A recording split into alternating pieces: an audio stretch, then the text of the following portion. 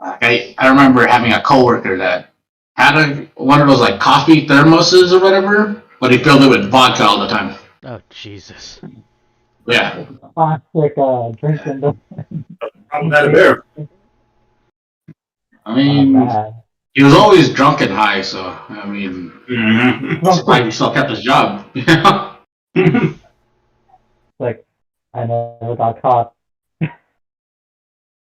I remember having a coworker had one of those like coffee thermoses or whatever, but he filled it with vodka all the time.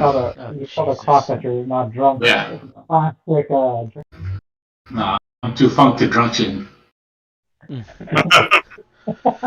Okay, so guys, this is a link to what I have streaming right at the moment, because like that's how I'm recording all of this. So later I'll take it down, edit it, and I'll apply our 3x3s there. So I'm putting that in the chat right now. Okay. So that'll give you an idea of how you guys sound. Alright, let me play this. Because there is a bit of delay. Okay. Let's see. Yeah, it's a 5-second delay. Definitely. Okay, this is very. I was playing it for a second. Like, this is very confusing. I mean, sounds good to me. Alright, sound good to you guys? Yeah. Alright. Yes.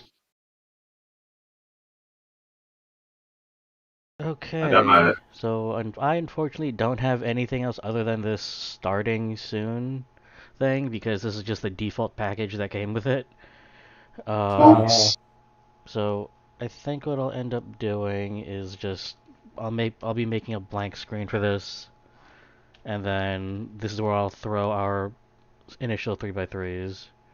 So Sounds good. Oh wait, did you want like a graphic or something made? if possible, but like I'd say wait for us, like if we actually get big enough, we'll have a graphic. That's what she said. No! I mean for the 3x3, because I did draw one out. It's just very rough. Crud. I Here, actually made a. here, because I shared this with Rex earlier. Mhm. I should have probably thrown this in the chat. That should make things significantly easier.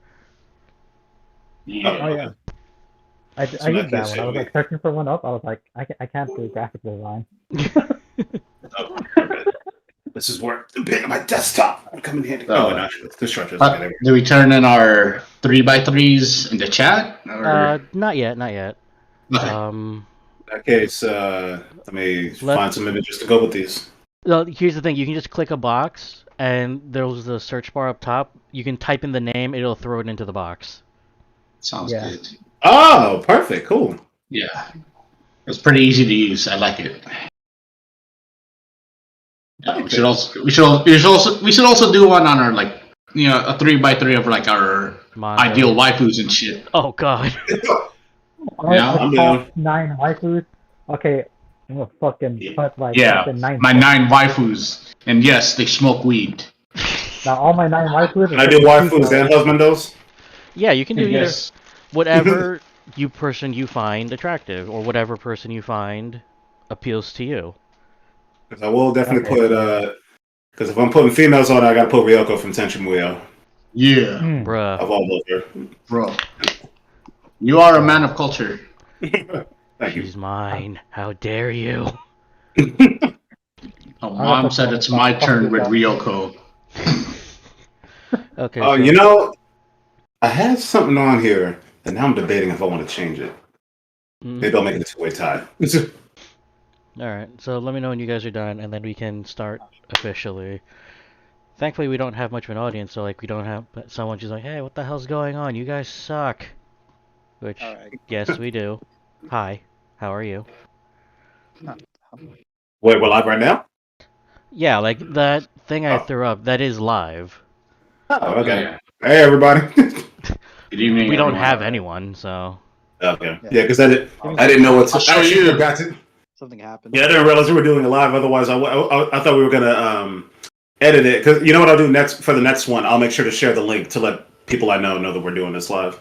Right, so this is mainly like our first like 20 minutes is just like, us dicking around with settings, making sure that we sound all right, that sort of thing. Gotcha. Give me one sec. Something messed up on my end.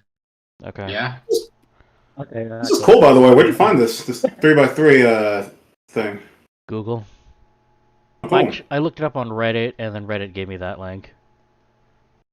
Thank you, Reddit. 50-50. Appreciate it, Reddit. Oh yeah, because we all know 50-50 is always a fun time. Oh yeah. Did I take that risk? Was it worth it? No, it's not. It is not worth it. Like getting like what? No guard at 3 damage? Oh my god, you know you fucked up. you know this anime's bad when I can't even find a picture for my guilty pleasure. Oh. I'm gonna have to just put one in. You can just put one in there though, right? Here's the thing. There's Yes. like 3 sources. There's 3 different links. There's Kitsu, Jikan, and AniList. That's where it pulls it from. Oh, okay. I heard Chikan.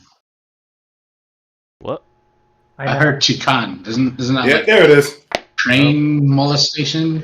Oh my. Okay. So, one thing, please, for at least stream-wise, unless topic is grateful for it.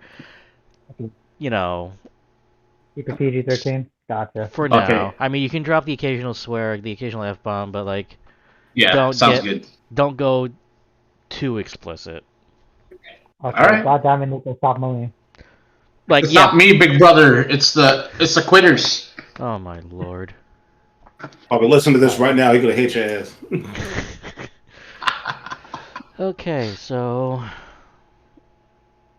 Almost done with my 3x3. all right. Just 2 more.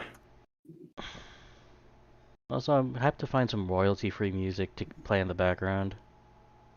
Good idea. Let me find some. No, my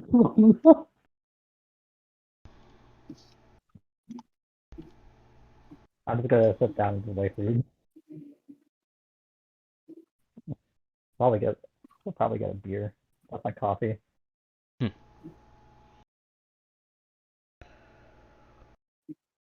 Isn't that? All right. There's my 3x3, and I'll download the image. Mm-hmm. You gotta do 10 push-ups. I already did that earlier. Down. So did Yeah, I. I gotta do more Man. push-ups. Yeah, I was actually at the gym earlier today too. Mm. I'm only just now getting back in with this. Only day 2, and hard to believe there was a time where somehow my fat ass could do like 12 push-ups, but it occurred to me it might have been because I was doing shitty push-ups. That might have been why I was able to do it. Because now I'm trying to do good push-ups where we go all the way down and all the way up, 2 seconds each, and trying to do as many as I can. And right now, the most I can do is 5. Mm. For context, somebody listening to this, I weigh about 357 pounds and I'm 6.5 feet tall. So yeah, push-ups are hard, and pull-ups are basically impossible. I've never successfully done a pull-up unassisted. Mm. Oh, we'll get there. Well, yeah, I'll definitely get there eventually. Yeah. But so here I'll just throw it in the general chat, or do I need to send it somewhere else? Anime recommendations, or Put it in podcast topics Okay. for now. But don't do it yet. Hold on to it. Like, we'll go in order. Like, we'll reveal it when it's like our turn to go. yeah. All right. Good. So I think our setup is done. I want to say. Yeah, we're all good. I am currently good. Yes. Okay. So we are starting as of right now at 8:22. And welcome everybody to the very first episode of Late Night Anime and Coffee. I am your host for tonight, and with me are 3 good friends of mine. Say hi, guys. In order. Hi. Oh Hi, god. guys. Wait, what's the order? The order is listed on Discord, or Okay, maybe that was a bad way of phrasing it, but one at a time. Well, in that please. case, I'm technically first. So, hi, my name is Greg. I don't drink coffee. But Wait. yeah, Why did I invite you then? I don't know. We were at a Starbucks and you didn't notice that I wasn't holding coffee. Fair. But yeah, I'm Greg. I'm also I'm an anime fan, obviously. Been in a few anime clubs. Been watching anime for a couple of decades now. I'm also an artist. I'll throw a link or something to my page. But yeah, I'm the first one, so this is going to be the most awkward one because I'm leaving an example for the rest to follow. So if I got more to say, I'll say it later. So yep, that's me. Hi. All right. I'll go next. My name's Matt. I am the host for tonight, and pretty much as stated, like Greg before me, I am just your standard anime fan. I don't have too many figures, though I probably watch too much Crunchyroll, and I'm more on the casual side of things, but more on that later. Who's next? All right. Hi, my name is Daryl Deliva. I'm also an anime fan, but I'm kind of casual with it for recent years. I'm more into like mecha sci-fi anime.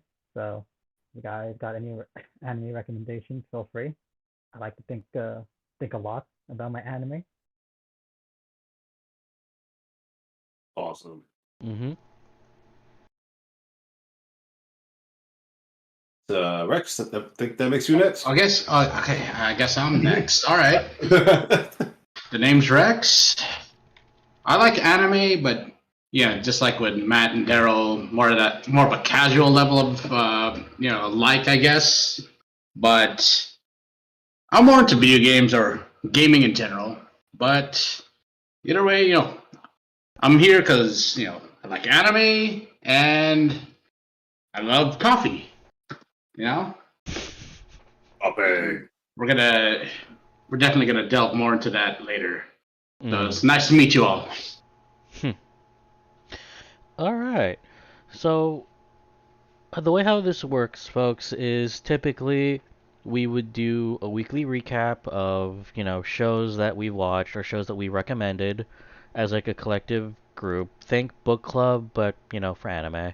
But unfortunately, as not everything from fall 2021 is not out yet, or it's in Netflix jail, god damn you, Comey-san.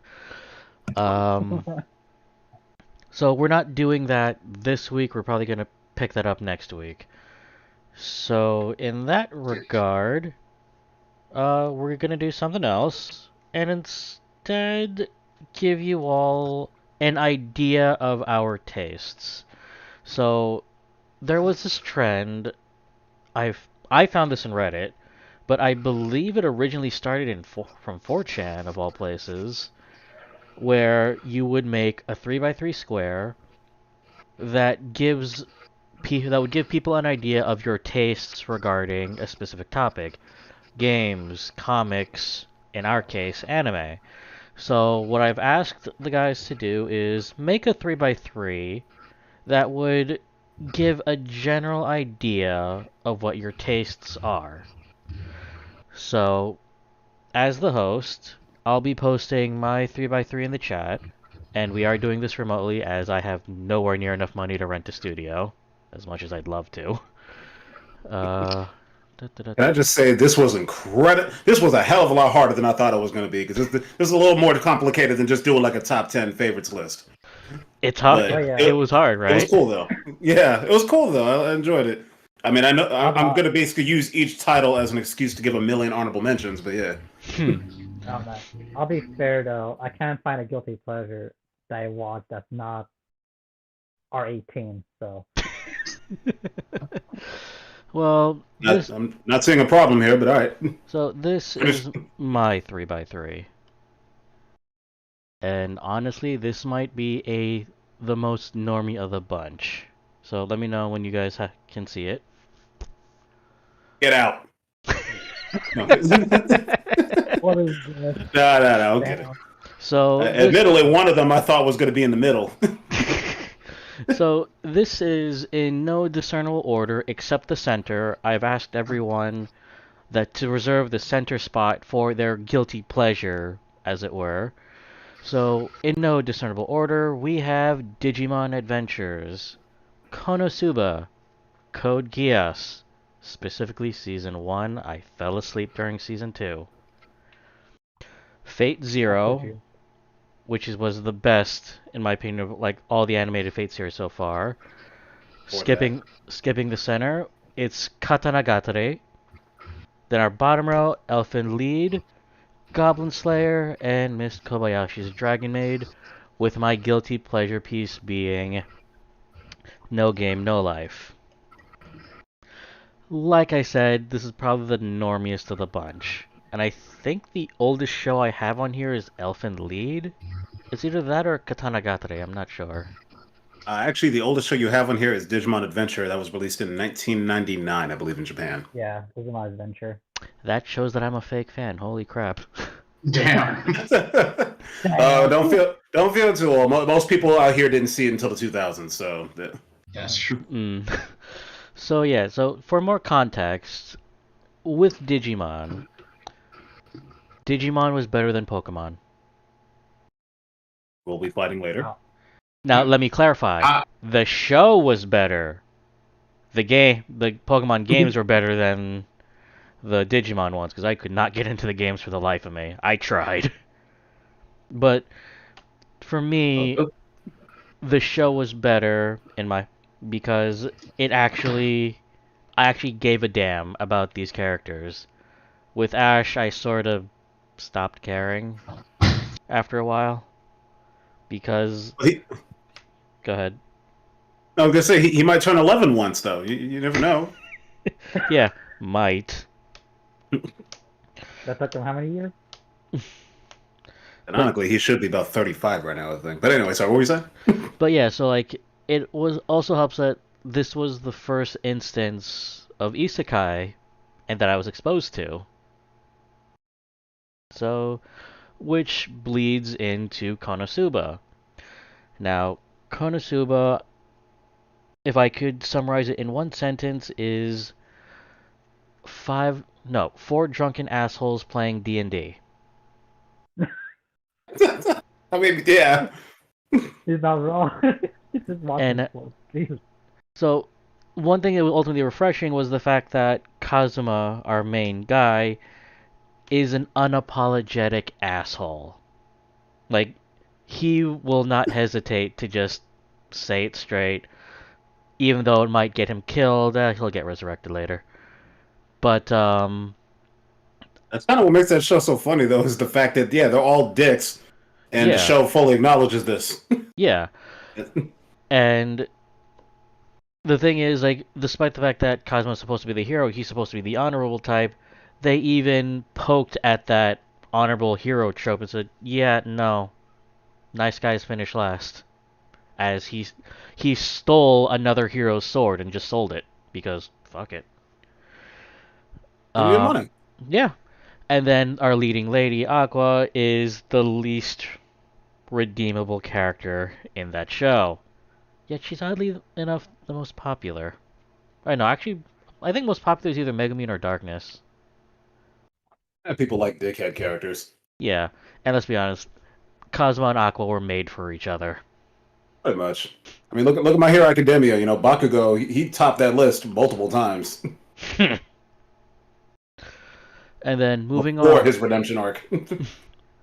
And then moving on, we have Code Geass Season 1.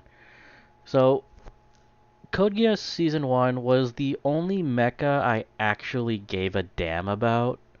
And yes, the show, for me, the show is better than a majority of the Gundam shows. I can hear Daryl just grabbing all of his weapons right now. I know. But you didn't watch season 2. That's the problem. Getting your IP address and everything. Because Fuck with you. with Code Geass, there was like on top of the whole, standard political, socio-drama, you could actually feel with parts of season 1, you could actually feel sorry for Lelouch, especially when things just go categorically to hell. especially in in the final act of season 1. Yep. yeah.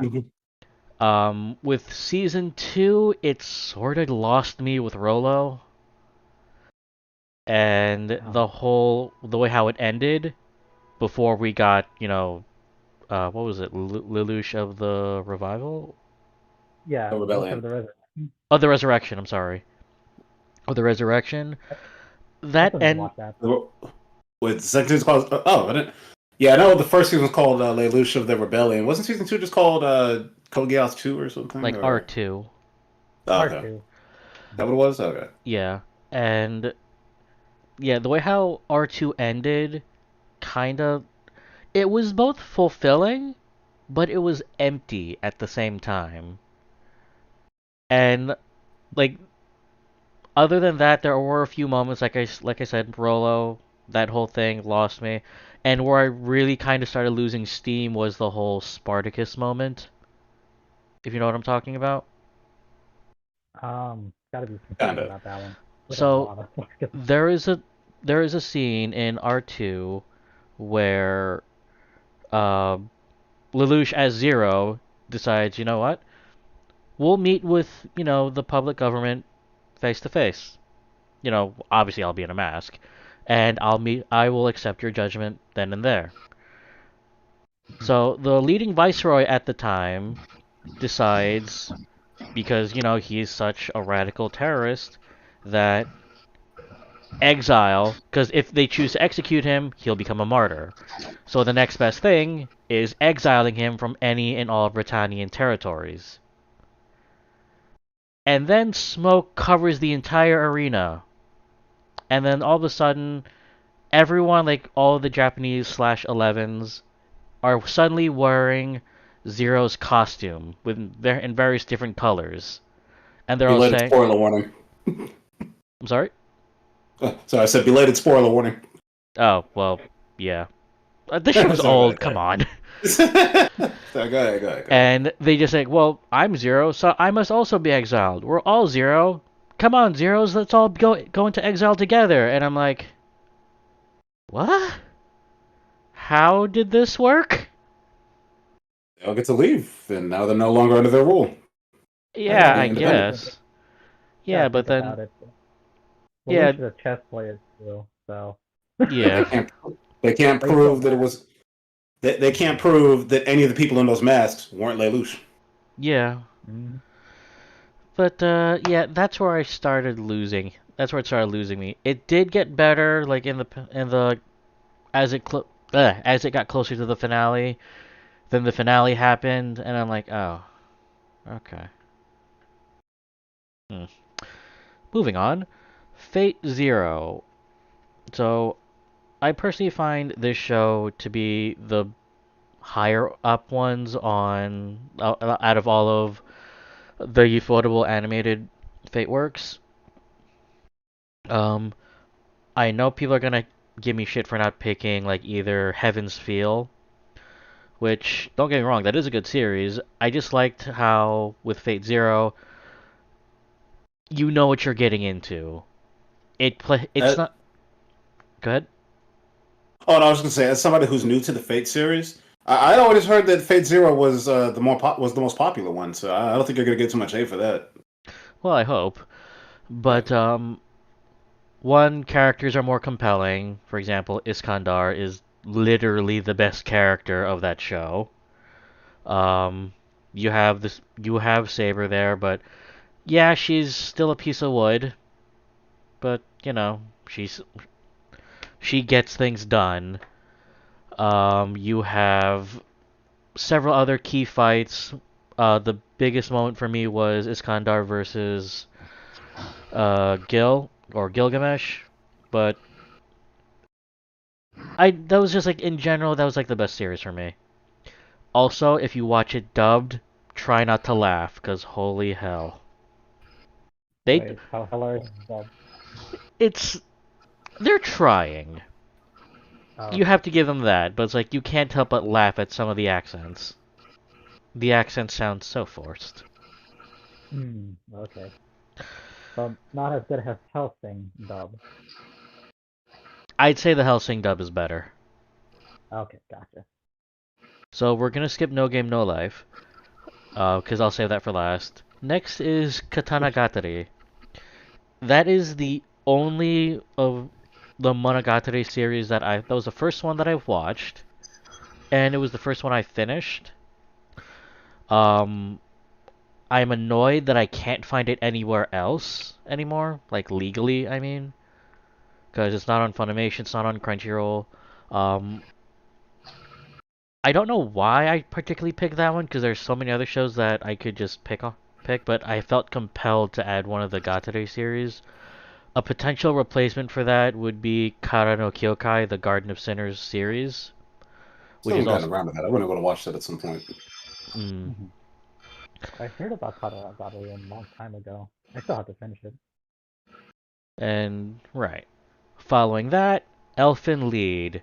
This was my first ever gory show. Oh, this one. So, picture this. You're like, you're 14, 15.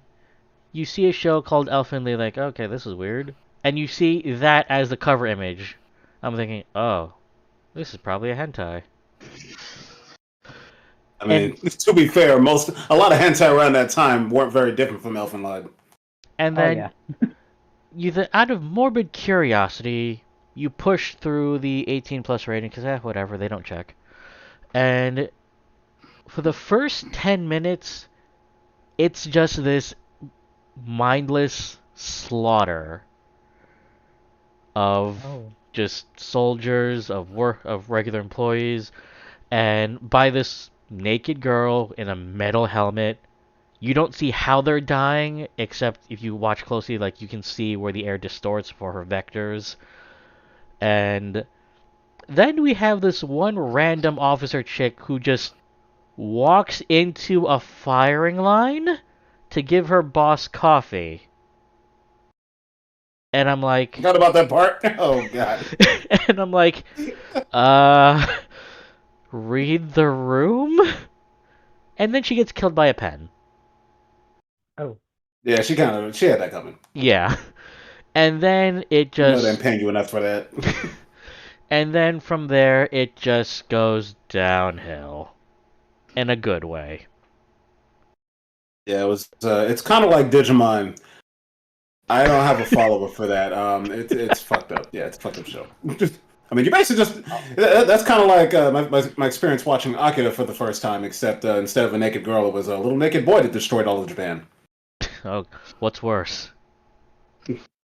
Well, I mean, they can just they can clean up the blood in Elfen Lied. Yeah, he blew up Japan. So. Oh yeah. Duh. So next to Elfen Lied, we have Goblin Slayer. This is my first ever controversial anime. So, you know the whole controversy with Goblin Slayer was the fact that it showed a rape scene in the first yeah. episode. It wasn't graphic, but holy shit, it left a lot of people scarred. Yeah, it had been a long time since they had really shown anything like that in an anime. Because there was a time where if you had an anime that didn't have a scene like that, it was like, oh, okay, this must be a family show. Because throughout the 80s and 90s, that was far too commonplace. And a lot of my favorite anime that I really like, when I watch them now and I go back and I see just how liberal they were with that sort of thing, I'm like, I gotta give a disclaimer before I recommend some of this stuff. Mm. Oh yeah. And if you guys will note, it's under Konosuba. So with Konosuba, if it's about four drunken assholes playing D&D, Goblin Slayer is, I want to say 1, 2, 3, 4, 5 tryhards really into D&D, like first edition, where you were fucked from the get-go because the DM controlled everything. And in this world, it felt like they were just fighting against, their given fates and whatnot. When you have Goblin Slayer, who's effectively just the Doom Slayer. He's Just like literally, Xenoblade. yeah, he's literally too pissed to die. Oh yeah. It's like Isn't he also voiced by the same dude that played Doomslayer? Doomlish? I don't know. I'll have to look that up and I'll get back Yeah. with you on that. but it's like It's like playing Xenoblade and you run up and attacking a monster without actually looking at the level. Yeah. And no, And it he, just nope. yeah, and he does that. Like he will act if it's a goblin, he'll kill it. Doesn't matter how, doesn't matter why. If you are a goblin, you deserve to die. Mm-hmm. Oh yeah, now that I think about it, about the space thing, Hmm I know the opening song does talk about like everybody define their own fate or something. Yeah. Pretty good. And Yeah, with then go ahead. I was gonna say with Goblin Slayer, I've only seen a few episodes, and from what I saw, it was pretty good and everything. I mean, the scene, the scene the controversial scene in question, I've always kind of felt like I mentioned this before, where it's like some people tried to say, oh, it's for the story and whatnot. I'm like, okay, no, this is exploitation. Acknowledge it, and Oh, that's it is fine. it is Yeah. 100% for exploitative purposes. I know some people want to try to defend it. I'm thinking like, look, as long as you fully acknowledge it's exploitation, because Lord knows I'm going to get into that when it gets to my list. But as long as we know it's exploitation, that's one thing. My only problem is when they try to act like it's not. But this one, they're pretty. It seemed like they were pretty clear. It's like, no, this is just exploitation. We're just doing this for shock value. And I'm like, you know what? Hey, as long as you admit it, fine. Because the Well, moment you try to say like, "Oh no, it's for story reasons," I'm like, so why can the story not work unless the most conventionally attractive female characters all get molested? yeah, Yeah. well, the I manga was was like, a if that, bit more explicit. I should say. I oh read yeah, the manga. I bet the Yeah. book is probably even more explicit. Oh I yeah, heard the it book is of more explicit. the light novels go into detail, uncomfortable amounts of detail, but it's like, oh, Like, I was okay. enjoying writing this a little too much. Hmm. And then, as if to offset the last two, we have Miss Kobayashi's Dragon Maid. This is just a feel-good No. show. I haven't seen it, but I've heard it's really good. It is So really good. it's basically a show where the basic concept is this woman saves a dragon in the forest, like this normal everyday business, like working class businesswoman, or I think she's a software engineer actually. Like she gets drunk, goes to a forest to unwind and rant about how her boss is an asshole or how her work life sucks. Finds this dragon with a massive sword in its back and says, "I'ma pull that out." And somehow she gets a maid out of the whole deal. So those shenanigans, like the show is basically feel-good shenanigans. It's a very, despite it, you know, the best way I could put it, it's a family show, first and foremost. Like, would the first season one focus a lot on Kobayashi and Toru's not quite relationship because they don't actually get together, but it's more like Toru's Toru's happiest working for Kobayashi, and Kobayashi's like, if you want to, fine, just tone it down, because Toru really tries to make moves on her, and Kobayashi's not having any of it. And This was oh, sorry, go ahead. this is a KyoAni show. Okay, yeah. But yeah, so other than that, like basically all I can say is it's a feel good show. Watch it. It's kind of hard to not feel better after watching an episode or two. Season 2 with Ilulu, or is it Iluru? I can't remember her name sometimes. What the hell? Um, if you just look past the whole design controversy, because Jesus Christ, it carries on. Like it carries on the same themes. And then we get to my guilty pleasure pick. No Game, Oh No boy. Life. I So, haven't seen this one, but I've heard this was like one of the isekai anime that I remember kind of blowing up. yes, this is an isekai. And it's one of the more degenerate isekais because this could literally pass as a hentai in some cases because holy shit. But Really? yeah, there are some scenes that are almost up to the explicitness of High School DxD. Never goes. No, actually, no, it does never goes to that point. It toes the line, but never actually crosses it. It teases you a lot. But that aside, if you look past that, um, for me, the reason why this is such a guilty pleasure pick, or my favorite pick, is after Code Geass, I actually stopped watching anime for quite a while, and I came across this show because I was just bored. I was browsing through YouTube's recommendations, and this is the first show YouTube recommended to me. Like when you could actually buy shows off of YouTube. Mhm. It recommended me this series. I'm like, all right, I'll watch episode 1 because it was offering it to me for free. I watched it. Thought it was kind of oh fine. I'll listen to it dubbed because I watched it both subbed and dubbed. The dub, I couldn't stop laughing. It's one of those shows where the VAs have a lot of fun, like just taking the absolute piss out of the scenes, and like the show's concept and conceit isn't original. It's not the most groundbreaking, but for me, the one reason why I will either look fondly on this or just watch it again and again is it pulled me back into to liking anime again. So this is my 9x9. Thoughts? Awesome. Good choices, dude. Respect. But Digimon, we'll have a talk outside of this podcast. I'm telling you. Oh I'm telling God. you, he's got his weapons and everything ready. He probably got a machine gun in his car right now. Oh God. Now Digimon just barely, the spoiler, but Digimon just barely missed my 3x3. Hmm. I'll get into why later. But yeah, the original Digimon series, that's one show. I think that's one of the first anime that I ever immediately dismissed as soon as I watched it, and then gave it a chance. But then finally, gave it a chance, and then completely blew me away. And now it's one of my favorite shows. But yeah, that first show had no right to be as good as it was. We could do a whole episode on just that show, by the way. But Digimon Adventure at this point? yeah, because that's one of those things. I think it's something like they were kind of just told, look, you just got write a show about Digimon, these little creatures and this little, Tamagotchi thing. Just do whatever you want, but it's got to have Digimon in it. And they're like, okay. And then they wrote a really, really good story. It's like they just happened to hire all these amazing writers, and they crafted this really well written, really tight story.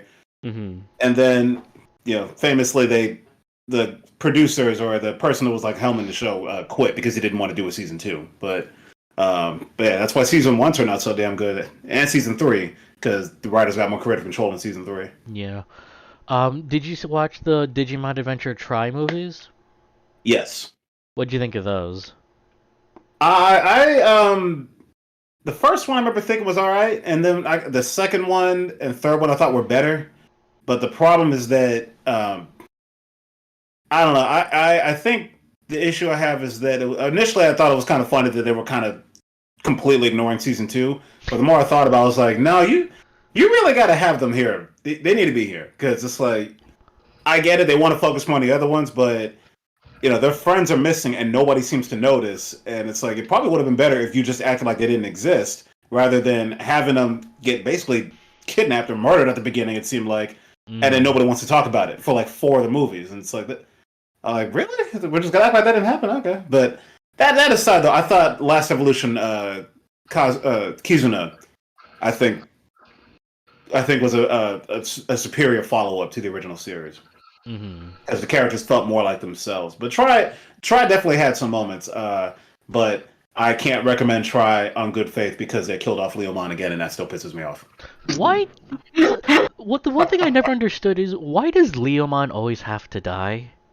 I heard I thought I heard a rumor, or not even a rumor. Somebody say that they did an interview and they were saying how the people that wrote Try didn't realize that killing Leomon had kind of become a tradition. And I'm like, well, y'all killed him 4 times already. It's like Jesus Christ. I almost choked on my coffee, bro. You could have killed me. Oh God. Oh God. They killed him in season 1. You didn't even mention him in season 2. They killed him in season 3. They killed him. I think they killed him twice in Digimon Savers. There was a Sabermon, a Saber Leomon, and a Bancho Leomon. I heard both of them get killed off. And then technically he dies in One Punch Man. So it's like Not even in 5 Digimon times he so dies. making a guest appearance. He can't even make a guest appearance. He's like, Leomon be like, I'm in danger. Like- Sean Bean of anime. Oh Yeah. my god. Oh yes. Damn. He might as well be voiced by Sean Bean. I don't know. I feel like Leomon is like the Kenny of South Park at this point. Seriously. But I didn't finish the new Digimon, but somebody did tell me he does not get killed in the new one, and I was like, yeah, because every time he showed up, I was just getting anxiety. So I'm just like, well, how's it going? They're gonna kill him in this one? Is this the one where they're gonna do it? Is it gonna be the next one? So like anytime someone says Theomon doesn't die, it's a press X to doubt moment. Because then it's not. So it's like, so put it like this: if you're familiar with the Devil May Cry series, every good DMC game has him being stabbed by either one of his own weapons or a new weapon he gets. Oh, yeah. Right? Yeah. Yeah, in the reboot, he never got stabbed. Makes you think. Ah, see, Hmm. you gotta think. Like a new Digimon where Leomon doesn't die. It's like, is that allowed? So, yeah, this is just my general tastes. It might change in the future. No Game No Life isn't going to move from that spot. But yeah, so this is mine. Awesome.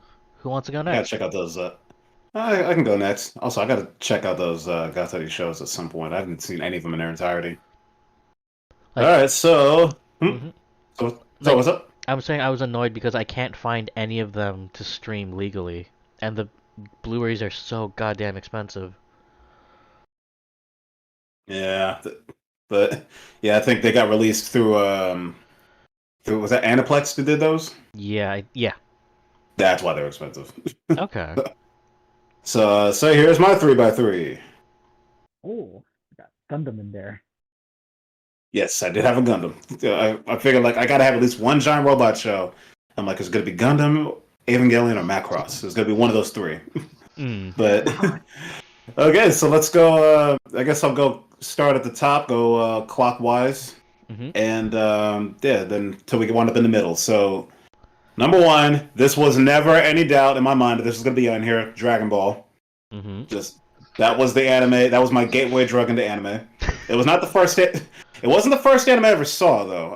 Actually, the first anime I ever saw was a series called World Masterpiece Theater, which actually just got released on. Oh, sorry, not World Masterpiece Theater. Grim Fairy Tale Classics, same Mhm. studio. Oh, And that was on Nick Jr. back in the day. It was like 3 or 4 different shows on Nick Jr. at the time. They had that, the Noozles, The Adventure of the Little Koala, The Little Bits, Mapletown. These were all anime series. I didn't know what anime was back then, but those were all shows that I used to love watching on Nick Jr. Mhm. And then it wasn't until I was in junior high school that me and my good friend, me and my oldest friend Alex, me and him, we were watching. We started finding clips of Dragon Ball on the internet back when that was a big deal. This was before YouTube, folks. It was like 3 or 4 downloading clips took a long ass time back then. They had that on a computer running off of phone line, but yeah, we'd find these clips and see we thought we were all of that because we knew it was on TV and we were watching it on TV, but we thought we were all that because we would download clips of all the stuff that they cut out. Because for those of you who do not know, Dragon Ball used to be cut to hell when it was on TV because broadcast standards have changed luckily since then. But they couldn't do anything. But they didn't just cut stuff for content. They cut stuff out of, well, they called it localization back then. I'm just going to call it what it was, racism. Stuff that they thought, Americans, dumb Americans wouldn't understand or whatnot. Mhm. Though, okay, actually, no, to be fair, actually, that's not actually fair. Some names got changed for that, but I don't think anything actually got cut because of that. Sailor Moon, I think, was more guilty of that, but Mhm. of going out of the way to make sure that nobody thought that the show was from Japan. But Dragon Ball, they were kind of guilty of that too. Like they changed names that maybe they thought kids would have too hard of a time pronouncing. That's how Senshin Han became Tien, that sort of thing. Or Mhm. King Kai, who's originally his name's supposed to be Kaio, that sort of thing. Mhm. Anyway, I'm rambling. I need to stop because I will talk about Dragon Ball all goddamn day. So yeah. So anyway. I can't there. With Robotech at this point. yeah, but Dragon Ball it did. But yeah, 12-year-old me, my mind was blown. I'd never seen anything like that before. I'd never seen a show with that much continuity. Anime was pretty standard, but I was used to Disney afternoon shows where everything's its own story. Whereas this show, every episode was okay to be continued. It's like, oh shit, okay. Also, the level of violence, I hadn't really seen that before at the time. The way the characters are fighting was crazy to me. Flying around and everything, and the fact that they had all these really risque jokes, especially in early Dragon Ball. Oh. That's some of those jokes, some of the gags in that show. I look at that, I'm like, you would never in a million years get away with that gag today. But first episode. First scene, one of the first scenes in the first episode is Bulma shooting Goku in the head with a gun before she knew he was bulletproof. She just did it because she was mad that he broke her car. And and of course it's the way they got they got their first Dragon Ball together, which was technically his. Roshi, Muten Roshi needed a favor from Bulma to do it. Yeah. Oh God. Happens a couple of times. But no, Dragon Ball though. So that I can finally move on. One of the reasons I love Dragon Ball so much though is because it's one of the only shows I can think of that the audience. It's one of the only anime I can think of where the audience grew up with the show.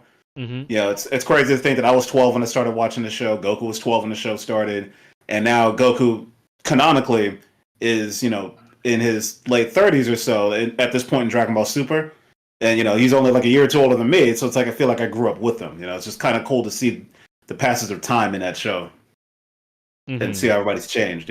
Yeah. So, in your personal opinion, who would you say has changed the most from from when it started to where we are now? Let's see. I want to say Piccolo. Okay. Because Piccolo was absolutely no nonsense. I'm gonna kill Goku, and then I'm gonna blow up this planet, just like my father. And then spent a few months with Gohan, and his little paternal instincts kicked in. And then suddenly became okay, I'm gonna kill everybody but him.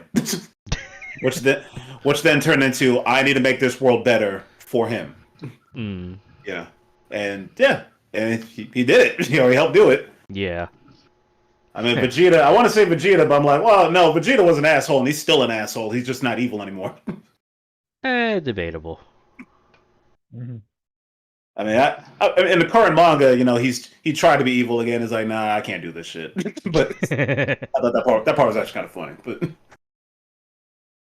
But yeah, so moving on, my second one on my little grid here is Pokemon or Pocket Monsters. So because I like it more than Digimon. No, I'm kidding. So, I love them both. They both have their strengths and their weaknesses. But so is this just the movie? Because I noticed you have the movie for the Mewtwo movie, or is it the series as a whole? It's a series as a whole, but I did want to highlight that movie though at some point. So Pokemon is on there because I got into Pokemon at about the same time that I got into Dragon Ball, so that was my big anime opening. But Pokemon, yeah, it's been my favorite. It's my favorite game franchise. I still watch the anime to this day.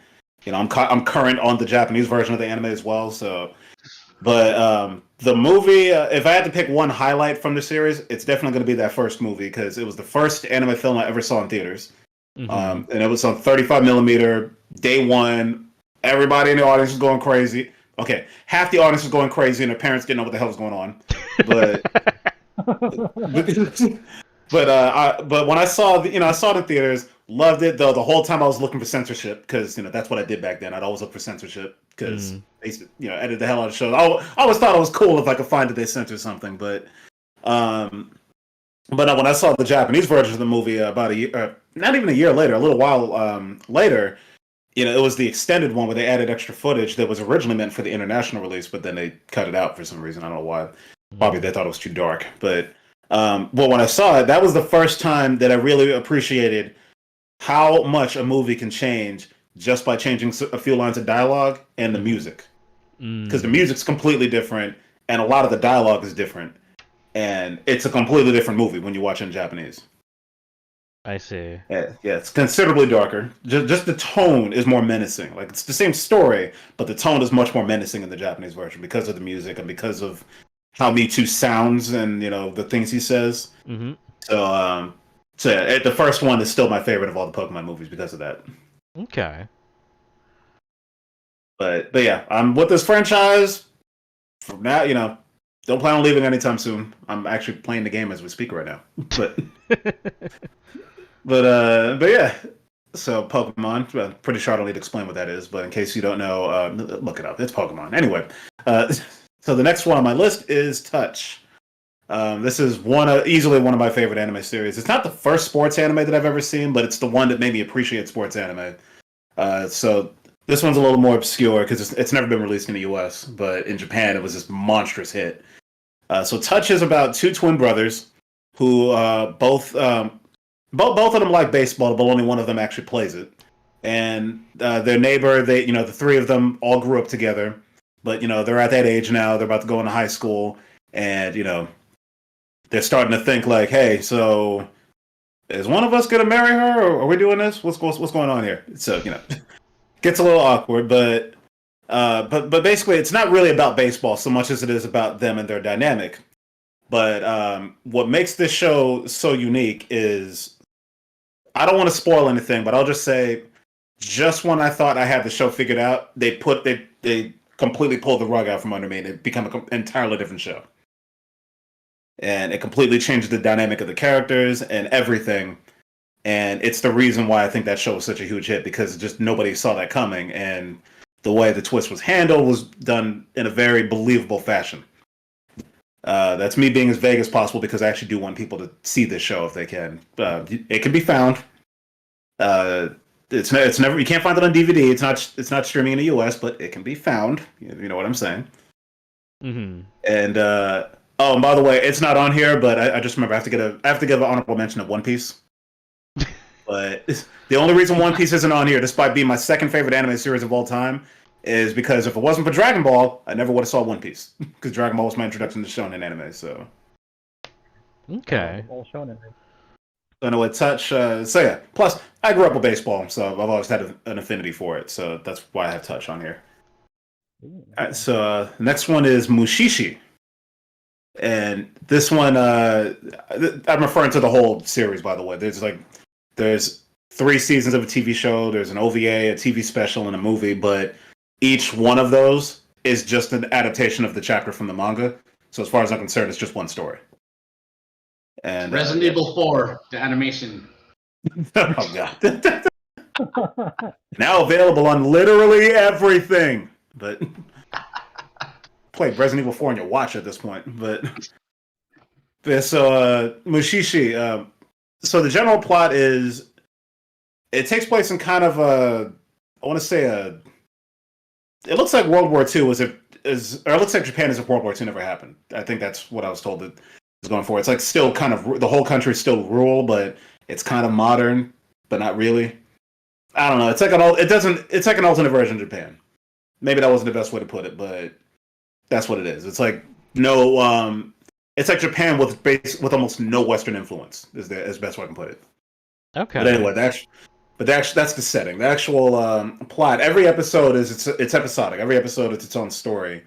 But basically, in this world, there are these creatures that are kind of like they're living specimens, but they take different shapes, different forms. Some people think that they're supernatural, but they're really just part of nature. They're called mushi. And, sometimes they give people powers that they didn't want, or sometimes they, affect people's dreams. Sometimes they affect, an environment. It's completely different. You never know what you're going to get in each episode. And the main character is a guy named Ginkgo, and he studies mushi and also treats people who have been affected by them in some way. Mhm. And it is the most chill, laid-back anime I've ever seen. Like it's a perfect show to watch before bed. Okay. And it's very, it's just a very relaxing series. But what I like though is that despite that, again, like I said, you never know what you're going to get, because the show can get pretty dark when it wants to, but it can also be very lighthearted and very heartwarming. But that's what I love about it, though, is you just never know what you're going to get. Every episode is, in fact, like there's more character development in a single episode of the show than in some shows I see in their entirety. Especially given that there's only like maybe 2 recurring characters who only show up occasionally. The main character is the only one that appears in every episode. Okay. So Yeah, you can find this streaming on a lot of places, actually. You can find this on Hulu. Yeah, season 1 is on Hulu and on YouTube. The rest of it's on Crunchyroll. The movie, unfortunately, never got released out here, so you'll have to find it. Mm-hmm. So next is now I had to put a Magical Girl show on here, and it was really hard for me to not pick Sailor Moon because again, that was one of the first anime I ever got into. But if I got to pick one, Cardcaptor Sakura. Okay. Yeah, this is like easily like top 5 favorite anime series of all time. I've watched this show in its entirety several times. So It puts a new. So for clarity's sake, What's is this the original Sakura or is this the remake? Oh, this is Or oh, you mean the sequel, the new one? yeah. I mean, I kind of consider it to be one show, but I'm gonna sit for clarity's sake. I'm referring to the original series, and I say that only because the new one doesn't have an ending. It just kind of stops because the manga's still going. Mm-hmm. But no, the original Cardcaptor Sakura is one of the best looking anime series I've ever seen. I mean, this was just before everybody was starting to transition to digital. Mm-hmm. Like it was late '90s, early 2000s. So the show was still made traditionally. It had a little CG in it, but it was still made on cells and on film, and it looks gorgeous. Madhouse did it. The general premise is pretty much what you've seen in a lot of anime.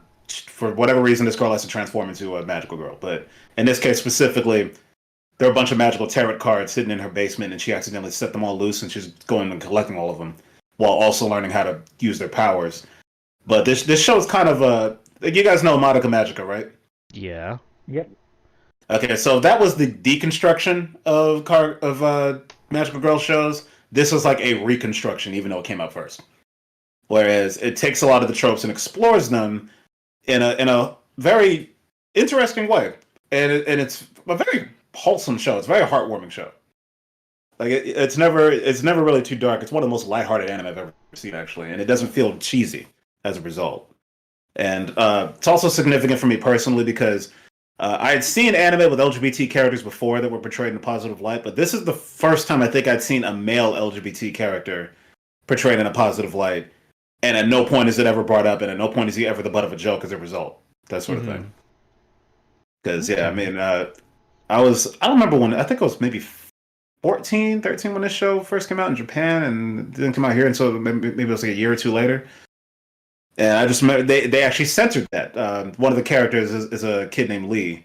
He's like 10 or something like that, and he has a crush on another boy in the show. And I mean, who's a lot older than him, so you know it's not going to work. But still, in the English version originally, they censored that out because that's back when they felt like that was the thing that needed to be censored. Of course, if they did that now, they'd be crucified. But luckily, the uncut version was always available on DVD. But anyway, yeah, Cardcaptor Sakura. You can watch that on, I think it's on Netflix and Crunchyroll. Yeah. I know the new one's on Crunchyroll. I don't know about the original. I think No, they're both on there. Oh, okay. Yeah, and the movies too. I think. Oh, okay. But the new one just continues the story, and it was pretty much everything that I wanted, except that it stopped. It didn't end. It'll never stop. So if they do another season, the manga's still going. So if we get another season, I'll be watching that week to week. All right. So next up is Princess Mononoke, first Ghibli film I ever saw. It's the reason why I love Studio Ghibli. It's the reason why I love the World Masterpiece Theater, like Heidi and 3,000 Leagues to Search Your Mother, Dog of Flanders, Romeo's Blue Skies, all those shows. This was this movie was my gateway into all of that. Mm-hmm. If you've never heard of Princess Mononoke, I highly, highly, highly recommend it. You can watch it on HBO Max. It's basic plot is a guy gets cursed by a demon and is told that he has to travel west and seek out a god who might be able to lift the curse, but by doing so, he gets caught up in a war between humans and gods. Meanwhile, this curse is spreading and it's going to kill him at any time now, so he's kind of clock is ticking. Mm-hmm. But the animation is unbelievable. I think it may be one of, or I don't even think it's a matter of opinion. It's one of the best looking anime films ever made. And Hayao Miyazaki, it's his best work in my opinion. And every frame of that movie, it just makes me wonder, how the hell did they do that? I mean, I'm more partial to Castle in the Sky, or to a more recent. That was one of the original classics. A more recent rendition is actually Howl's Moving Castle because I read the book. That's a Like, really good movie too. yeah. So I really liked. I wanted to put Spirited Away on my 3x3 because that was, other than Pokemon, the most impactful animated movie that I watched. But I think uh, Spirited Away could have taken Katanagatari's spot. But yeah, like I think that wins the award for the movie I've seen in theaters the most. okay, I think I saw Spirited Away in theaters. I think I've seen it at least 7 or 8 times. damn, dude. Like anytime they play that in theaters, I try to catch it. Mhm. But Mononoke, though, yeah, it's funny. The first time I saw that movie, the quality was so bad that I thought the movie came out in the 60s. It was like a second, third, fourth generation tape that was cropped to, so it's pan and scan, and it was the English version, and the audio was all fucked up, so I thought it was just an old recording. Oh And then god. and then somebody was very kind and lent me the DVD, and I watched it in Japanese because I'd already seen the dub, so I was like, well, watching in Japanese now, and that's my default, of course, at this point. But yeah, it was like night and day. I was like, holy shit, this is what it looked like the whole time. But Castle in the Sky was really close to making it on here because it was clips from Castle in the Sky that actually made me go and seek out the rest of the Ghibli films. Mhm. And then up next is Tenchi Muyo, Nice. specifically the original OVA from 1992 that went to 94, though I guess technically it's still going. But I'm mainly referring to the first 2 OVAs from the 90s. Okay. Because that one, I watched that. I rewatched that show almost once a year at this point, usually in the summer. It's not a summer unless I watch at least one episode of Tenchi Muyo. And what made this one stand out to me though, when it first came out, I had never seen a show where a whole bunch of characters go on a crazy adventure in space and all this, and then just come back and live a normal life. Like that blew my mind. It's like, wait, so they wanted this big adventure, and it's like, well, now what? Well, now they all just live in a house together, so just shenanigans ensue until the next adventure. But yeah, that kind of blew my mind at the time when I was when that first came out here, or when I first saw it out here. Mhm. Because they had several episodes where it was just them dealing with their home life, and occasionally something supernatural would happen. But I just thought that was crazy that they're flying into space and all this, and now it's just them in this house. And also that their pet rabbit, cat, Cat it. was also their spaceship. That too. Yes, that was cool. I did have first thing I ever bought from Anime Expo was a Ryo Oki plushie. Nice. That was bootleg. It was bootleg as hell because it was the wrong color, but still. But so the last one on my list before I get to the guilty pleasure is I had to put at least one robot show on here. And again, I couldn't decide for the longest time between Gundam, Macross, or Evangelion. Ultimately, I had to go with Gundam. Oh yeah. Yes, Mhm. I had to go with Gundam. Specifically, I'm going with the Gundam movie trilogy, the original series. Because I watched it because the first Gundam series I actually saw was Gundam Wing, like a lot of people out here. Yeah. But and I remember watching it, getting kind of bored toward the end. I did finish it eventually, but then I remember I watched the original Gundam because they played that on TV like a year or two later, and I was hooked right from the beginning. I found it very compelling because I generally want to know what's going to happen to these people. Mhm. Plus, I really like the character designs. I like the art. I'm completely blanking on the name of the lead character designer, but he's still working. Actually, he's got another Gundam coming out in like a year or two. But but I loved how appealing the character designs were. But also, the original Gundam series was significant in that it was the first giant robot show to show actual consequences for piloting a giant robot. But the movie trilogy specifically was the first time that I finally got to see the show all the way through because they didn't broadcast the original series in its entirety initially. I think they cut some episodes out because they ended it early or something. But no, when I finally saw the movie, Oh yeah, they cut off some few things in the trilogy. So a few Yeah, I details, but they're not that relevant at all. yeah, because like the first movie is probably the one with the fastest pace because they summarize a lot of the TV show. But by the time you get to the second and third movie, that's when it's mostly new stuff. And then by the time you get to the third one, it's almost entirely new material. And the third movie specifically is my favorite of the three, but I consider it just one big trilogy. I've always told people if you want to watch the original series, but maybe you don't want to watch every episode, the movie trilogy is not only a worthy substitute, it actually replaced the TV show in the canon. So And Mhm. you don't have whenever to they reference the original series, they always reference those movies.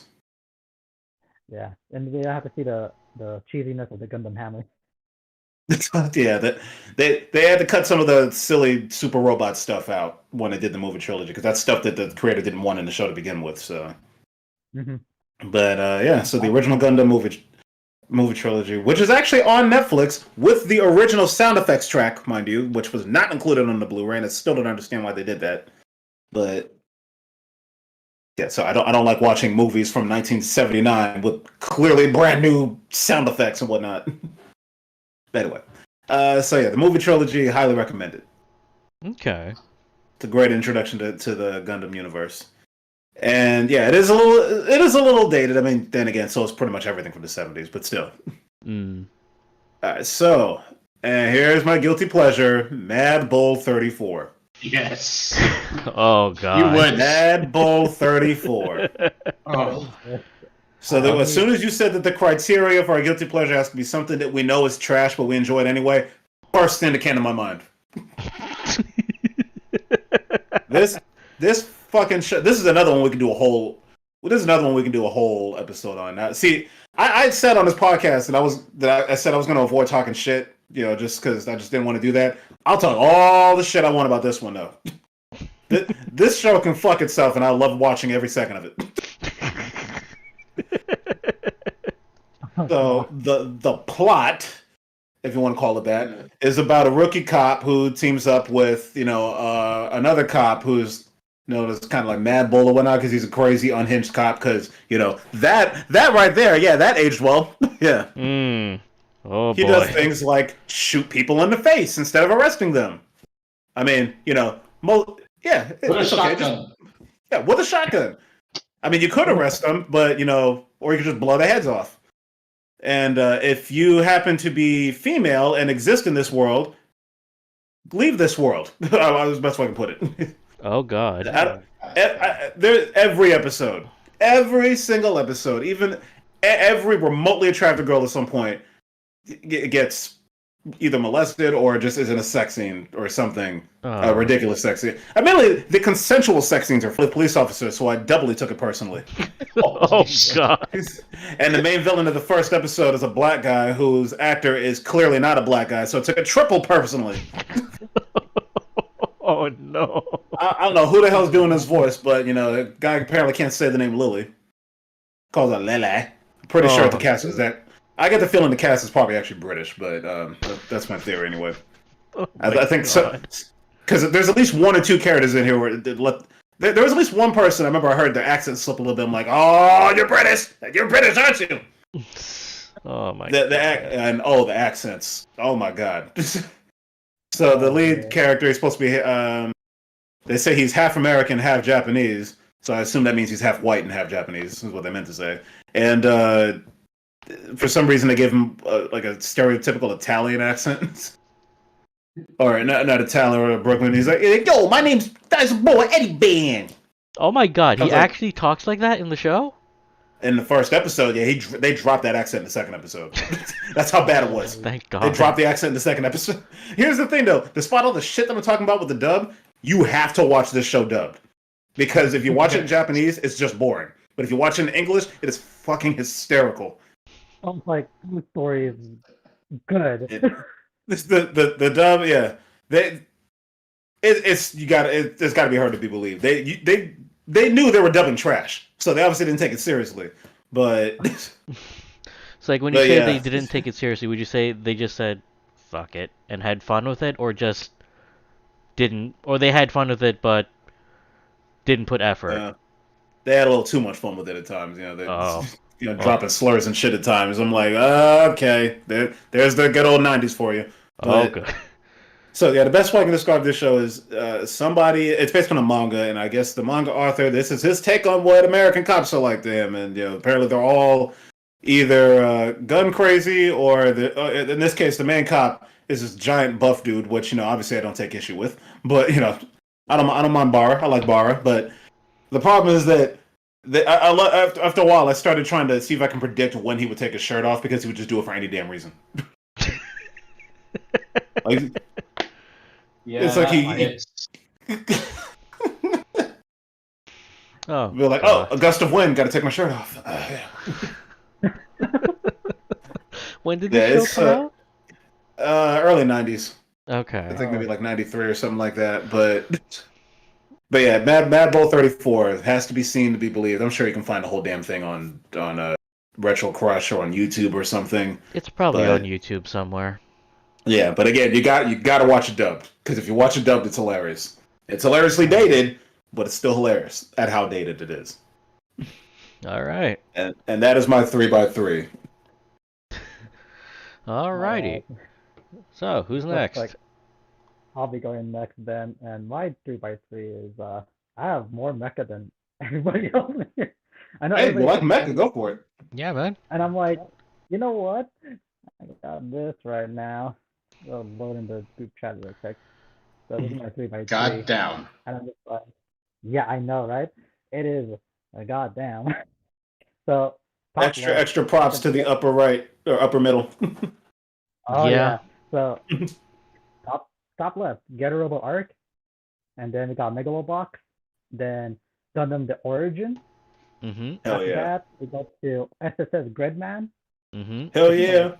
Guilty Pleasure. We got Steins Gate. And then going down at the bottom, I was like, okay, what other anime did I watch when I was young? So I was like, okay, these are my, they're not like sci-fi or mecha, but I really like them because of story. And They can be whatever you want. Yeah. so Toradora and Angel Beats. And on the bottom right, I was like, screw it, we're gonna add Go Gaigar in there. There has to be Go Gaigar. Yes. There has to be Check that show out.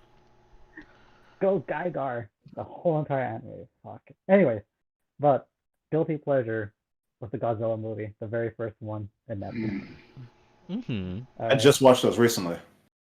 Oh yeah, it gets even better when you continue from the first one. So, Get Rid of Yeah. the Arc.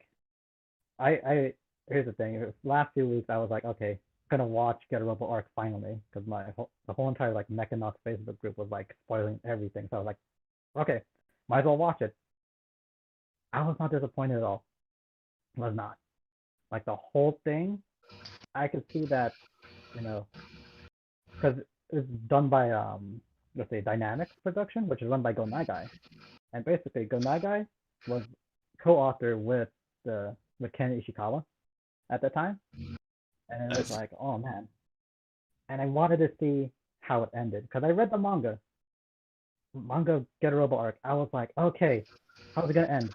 Ends in the cliffhanger because sadly Ken Ishikawa passed away due to some health complications. I forgot what was the specifics on that. Rest in peace. I was like, yeah, rest in peace. But when Get a Robo Arc was announced, I was hyped.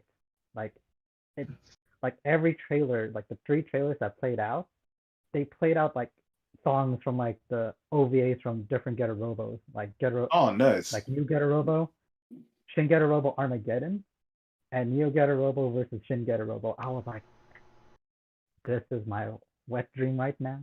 I like combining robots with free planes. Which is funny because Clarion is there, but yeah, I watched the whole thing. I didn't like the okay, so they could have polished the CGI and the animation a bit, and it was okay. But then seeing it, I was like, wow, they really took it a step further with this because they added a few things where it's just like, wow, they really are showing like a lot of heart in this project with this like small budget. And I'm like, shit. But I won't spoil anything from the finale because the finale raised up my expectations for more Super Robot shows. Going on next with Megalobox. Okay, I like boxing. I watched Hajime no Ippo. That's such a great show. Yeah. Yeah. Hajime no Ippo was gonna be one of them, but I was like, it's a shonen anime. Let's not focus on the shonen right now. So it's a long running shonen. But Megalobox, if I remember correctly, it was made as an anniversary to like Ashita no Joe or Tomorrow's Show, and the whole Another plot classic. was like somewhat similar to Tomorrow's Joe, and I was like, I loved it, and I like all the characters in that series. It's been a long time since I watched it, and it kind of breathed true like their names. I was like, oh man, but it was like they used powered armor to like enhance their punches, And I'm like, Jesus. But then this guy, he started using the, like the ghetto-ish version of it, and it broke down. So he was like, you know what? Screw it. I'm gonna use no armor. And he punched his way to like all the way to the champion Fearless with Joe. no armor. Yep. He was just basically like cross counting and doing all the boxing techniques. Hello. I was like, shit, I loved it. Yep. I'll Moving go over ahead. The to- music, yeah, the music Okay. and the designs and the fact that they animated the show and they rendered the show in standard def and then upscaled it so that it would look like an older show, which I thought was cool.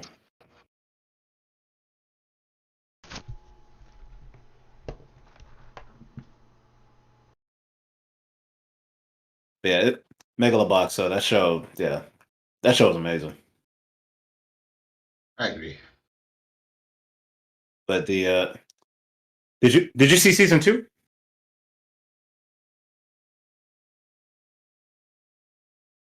Did we Did we lose somebody? Daryl? I think we did. Uh oh. Well then, we appear to have lost some people.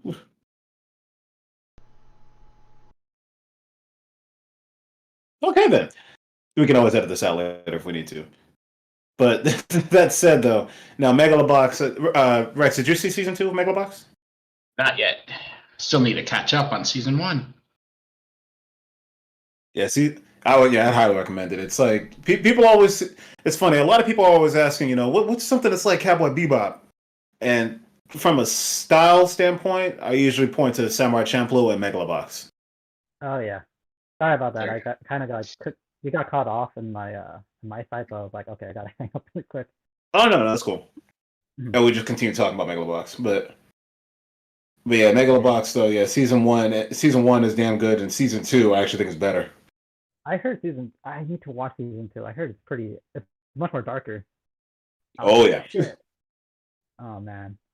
yeah, Like, it's yeah. really good. But yeah, they do not fuck around that second season. They're like, okay, they're like, all right, if we're gonna do this, we're gonna do this. Oh man. I need to watch that. All right, next Yeah, I'd highly recommend it. next one on my square is Gundam the Origin. I actually like when I was thinking of like Gundam, like what Gundam series to watch at first, I was like, maybe I should watch the Origin.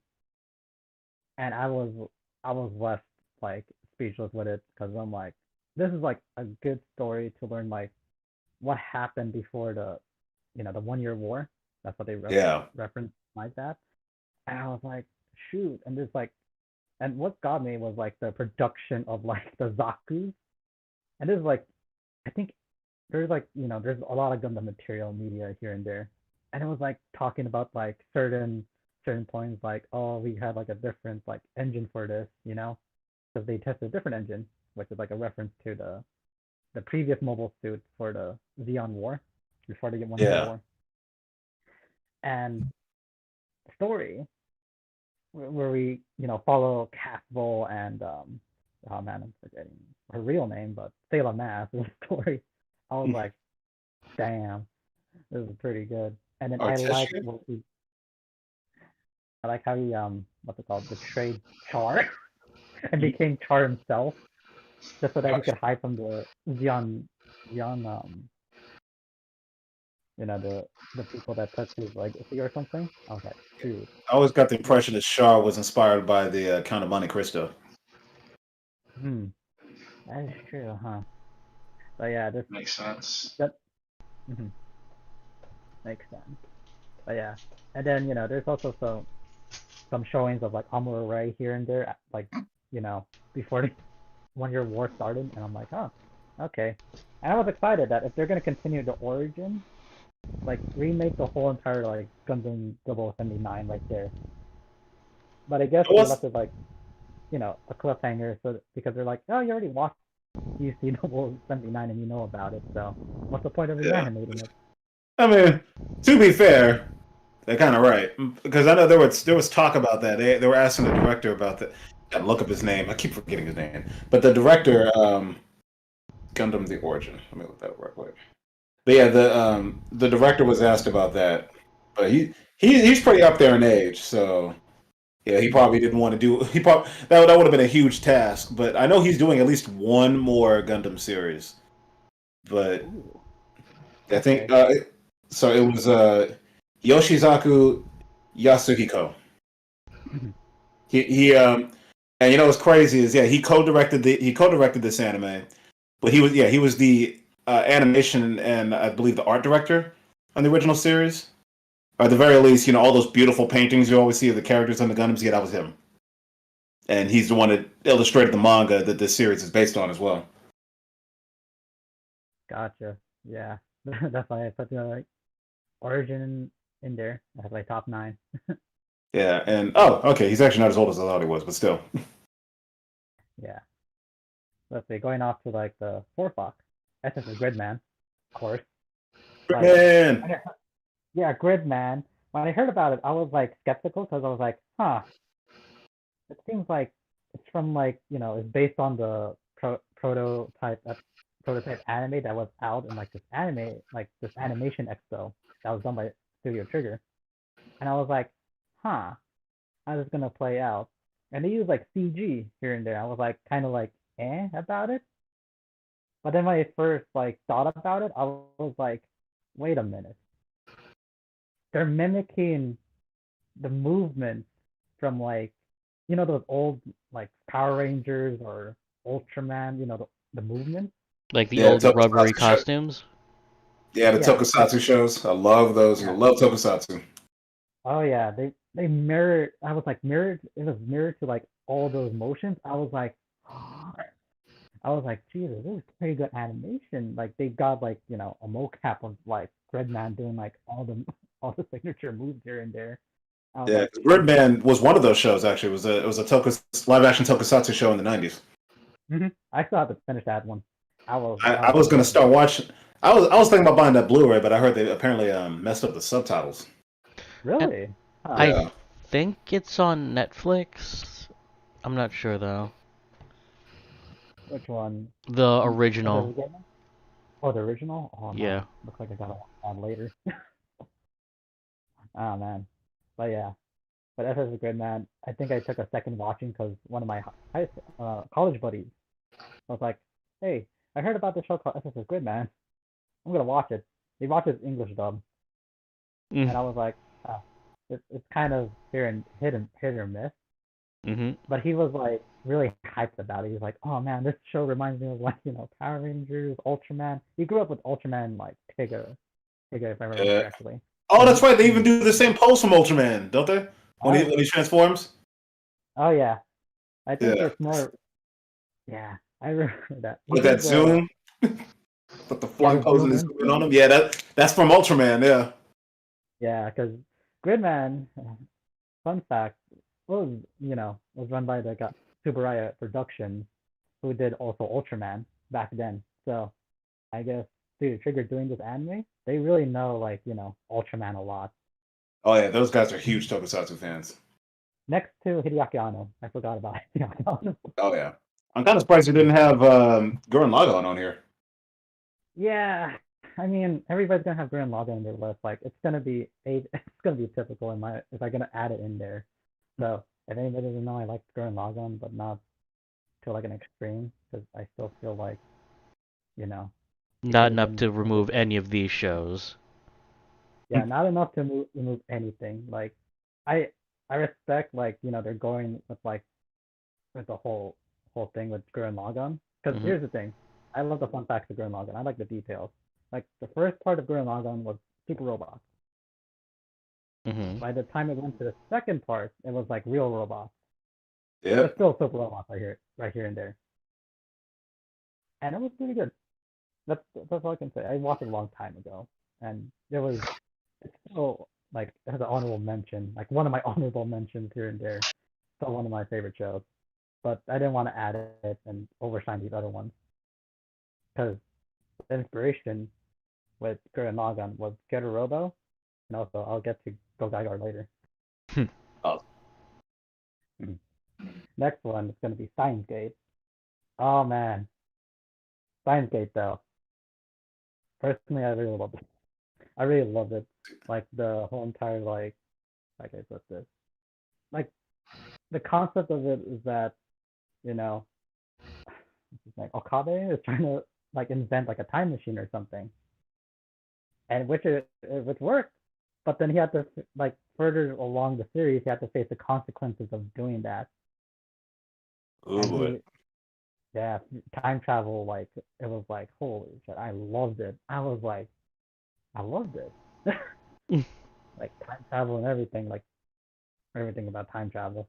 And then it's like him trying to face like, okay, how am I gonna like, you know, turn back time? And that's why there's a second anime series which goes in a different route. Mm-hmm. And then I'm like, oh man, I don't want to spoil anything because the whole entire anime for Science Gate is you have to be really detail heavy, and it's like a lot of details are in there. Okay. Ah, next one is Toradora. I'll be honest, I like romance anime manga here and there. Toradora was like, I think one of my first ones ever. One of my first ones that I watched on my own. There's nothing wrong with And romance anime. Touch is a romance anime. There's a few yeah, on here I there's could have put on there actually. yeah. At first I was like, okay, so we got the stereotypical plus guy, and then we got our lead, Taiga. Tiger. Mm-hmm. And was like, oh man. But then as I continued watching, I was like, oh man, this is like, that Taiga doesn't want to admit, anything about, having feelings or anything. And I'm just like, shit, this is pretty good. And I think that was spoiler. She that show, the writing staff behind that show, or the whole staff behind it, they also did a lot of them did Anohana, I think, as well. That's another great show. I Really? think so. But Yeah. It's the same writer, I know, the same head writer, and she also wrote and directed Makia, where the promised flower blooms, which another show I highly recommend, or a movie that I highly recommend. Mhm. But the Toradora, I never did finish that show. I got to get back on that. yeah, it's pretty good. It has an interesting setting, and I liked it. It's high And school. I love everything else that team was done. So Okay. Yeah, you love that. Angel Beats. I'm debating either to put Clannad or Angel Beats. Both of them made me cry in private because of how. Because with Angel Beats, I was like, oh man, these characters are funny. They're funny. They're like, you can relate to them, sort of. They're all like, they're all in this like limbo basically, and they're, they could do stupid shenanigans all they want. But then by like I don't know how many episodes in, one of them, passes on, and now everybody's like scrambling, like, oh no, what are we gonna do? yeah, Is it a, is it our choice to pass on? Is it our choice to like still remain here? Mm. And by the end of it, I was like left in tears because I'm like, man, why you do this to me? So that show. I like that show a lot, though I have one issue with it. Tonally, it's all over the place. Like, I, from the get-go, you're thinking, okay, like, it's this zany, wacky, like, shenanigan show. Like, shenanigans happen. And then it gut punches you with, like, the concert episode. yeah, it's because you didn't expect it to be like that, and it's like, oh, hey, the fun's over. And Who's did Key do this show? Is this Key? Because I know it's not based on a game. It was an original series, right? But did Key have something to do with it? I don't know, Hang on. actually. But my other issue with the show is that one of the characters, like the pink-haired girl, she would constantly like take the show's tone and feel and just shake it, break it, and then throw it over the shoulder while being that crazy hyper random girl. Like, Oh okay, I yeah. get it. That's your character type. Mhm. But then when you learn why she's like that, it's like you're giving me whiplash here. Like, am I supposed to like be annoyed by her, or am I supposed to love her? What do you want, show? Yeah, But yeah, this show, and I could yes, agree this with was that. a visual novel by Key. Oh, it was a visual novel. Okay. Yeah. All right. Dang, I love Angel Beats. It's gonna make me cry again. Yeah, Angel Beats. That was a good one. I remember I watched that when it came out because that was like one of the big shows. Now the funny thing is, that's right. I think at the time I knew it was from Key, and I was kind of hesitant because the last thing I'd seen from Key was Clannad, which I wasn't really a big fan of, but I was a fan of Air, so I gave it a shot. And yeah, Angel Beats was very good. I need to give Air a shot, but I heard that was also like one of those like tearjerker animes too. Yeah, I mean it's a weird show, but I remember just liking it just because it stood out. It definitely stood out at the time when it came out. Yeah. Dang. Gonna have to watch these shows again. Now then, the next one. Let's go back to Clannad is out of that streaming. tear-jerking, depressing moment. Let's go with the foil of Evangelion. Let's go Gaigar, the king of braves himself. I really gotta Why? watch some of these shows. Oh yeah. With let's see, with Go Gaigar. Where can I start? Like it's a super robot. We all know it is a super robot. It's like the Oh yeah. best super robot. And here's the fun fact I have for all of you with this one. There's a collective of super robots called the Brave series. Last in line was Go Gaigar, and I think it blew out every blew out the Brave series in the water. Nice. Like its story and everything, it was very good actually. It dealt with a lot of like emotions for like certain like monster to weak enemies, but because in the very first series, like there's like some humans that really hate this certain thing that's happening to their world or their reality, and then these like how can I put this? These antagonists like turn them into like what they desired, and they turn into like this giant monster thing. And then out of nowhere, Go Gaigar comes in. It's like all monster of the week kind of thing. And gets new armaments and everything. But what really hit me was when it went to Go Gaigar final, and that was like the whole entire like ending to like Go Gaigar. And I was like, shoot, this is like up until like I think the final battle, I was like left speechless for Go Gaigar final. That's the series that it's one of those series I've always wanted to watch, and I just never got around to any of them. But I'm about to get onto them some now because I did find I managed to find a copy of the original series, the original Get a Robo, subbed. Picture quality ain't the best, but they need to be. I need to watch the original now. The original Get a Rebel. So yeah. Yeah, I'll let you borrow it at some point if you like. Yeah, I did mention that Gurren Lagann was inspired by both Robo and Go Gaigar. Reason why is because of the concept in that show with spiral energy, and that was like based on like evolution and everything, like humans evolving into like going past their limit and everything, going past their limits, and it was like, oh okay, that's why I didn't want to add Tangled Up with Gurren Lagann because it wasn't like it felt like I think we mentioned it a while ago. It felt kind of short in my end. And everybody references because it's it's the best super robot. I'm like, more super robots out there. Get a robot, especially. It was just the most hyperactive at the time, that's for sure. Yeah, I know. Like Go Gaigar, I think I said that it was also a foil to like Evangelion. I think because it was like, well, Evangelion presented like a depressing kind of feel to its series. Go Gaigar felt like it brought hope in like anything really.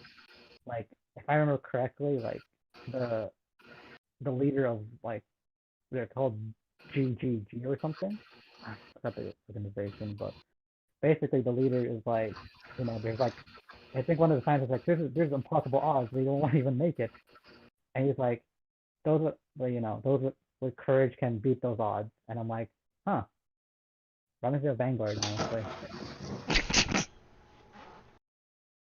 Gotta reference Vanguard at this point. Play Overdrive, guys. Yeah. We are not sponsored, by the way. Not yet, at any rate. Oh. Not yet.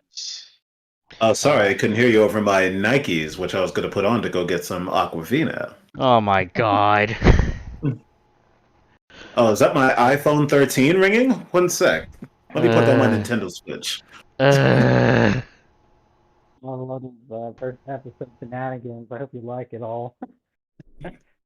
Now it sounds dope though. I really want to check out more of those super robot shows. I've been wanting to watch the original Get a Robo and Mazinger Z, particularly for the longest time, and I just never did.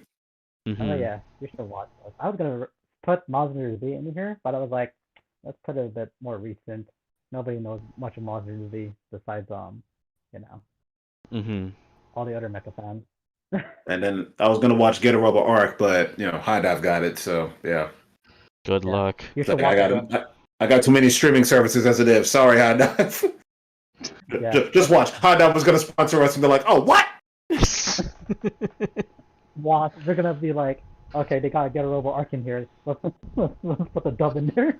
Like, cut me some slack, High Dive. Okay, I didn't pirate it. I'm waiting until I can get the trial, then I'll watch it. Hey, I'm gonna be thankful that High Dive did a dub for Get a Robo Arc, and it's hilarious. Oh, that's cool. Like, I'm glad. I feel like I'm glad somebody made it available. If it had to be High Dive, great. As long as somebody made it available, Mhm. I put a YouTube video in the chat of the brainchild of that dub, and it was f bombs all over the place, Oh god. Finally, thank you. and I loved it. Not in. That is like my biggest. I'm not trying to talk shit about dubs or anything like that because I know a few voice actors. But one of my biggest pet peeves with anime dubs has always been PG-13 dialogue in R-rated movies and shows and whatnot. It So don't make sense. But yeah, my feeling is depending on the context, it should be okay. Though I know there's so many circumstances. Like sometimes I know on the Japanese side they tell them they don't want them to, cuss too much or something like that. But for certain shows, it's like, man, you can drop an F-bomb there. Come on. yeah.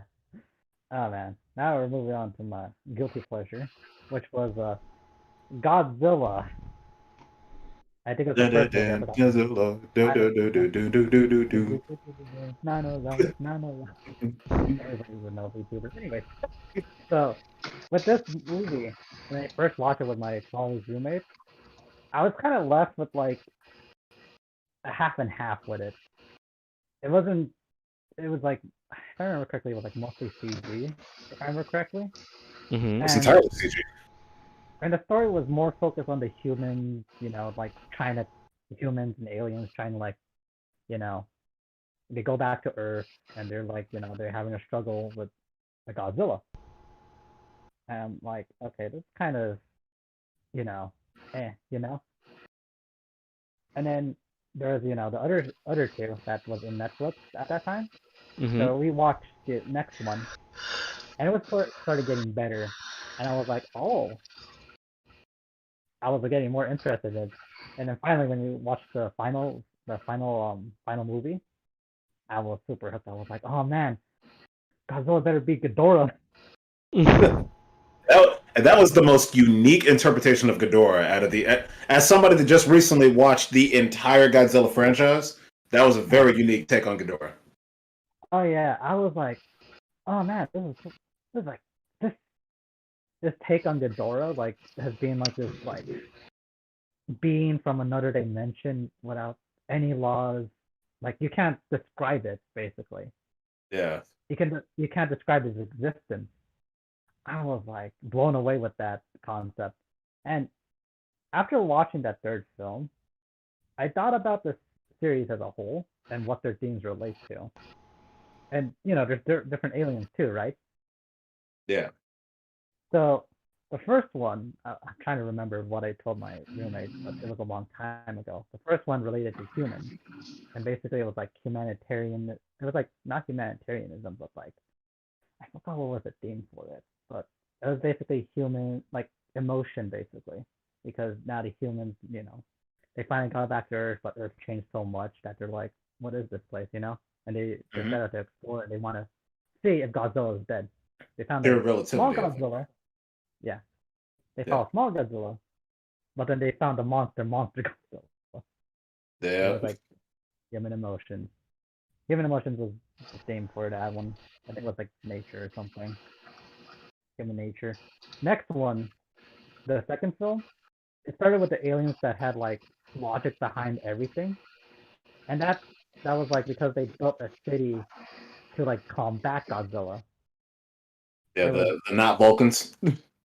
yeah, the not Vulcans, and basically it was Mecha Godzilla. That was the interpretation of Mecha Godzilla. Mecha Yeah. Godzilla was a city, like a big ass city, and it was undetectable by Godzilla himself for like all these centuries, you know? Yeah, I thought that was a Like, really cool concept. yeah. And the theme for that is that logic can really kill you. Because, you know, when they were like, they're doing the last spoilers. I don't know if you guys want spoilers, but I don't know if you're interested in it. As long as you got a spoiler warning. Yeah, spoiler like don't warning. worry, The I will be putting a spoiler warning tag in front of even like before we even start, so it's there and people can't Okay. complain. Oh, what am I talking about? People will Okay, always yeah. complain. They will always complain. But spoilers, like when it came to like the Vulcans like last stand, they get assimilated by Mechagodzilla, and they felt like all their calculations they could kill Godzilla. Like they could kill him, but it was dangerous, it was risky, and it would have wiped out their whole entire race basically, which it did, save for one human Yep. that got caught in the mix.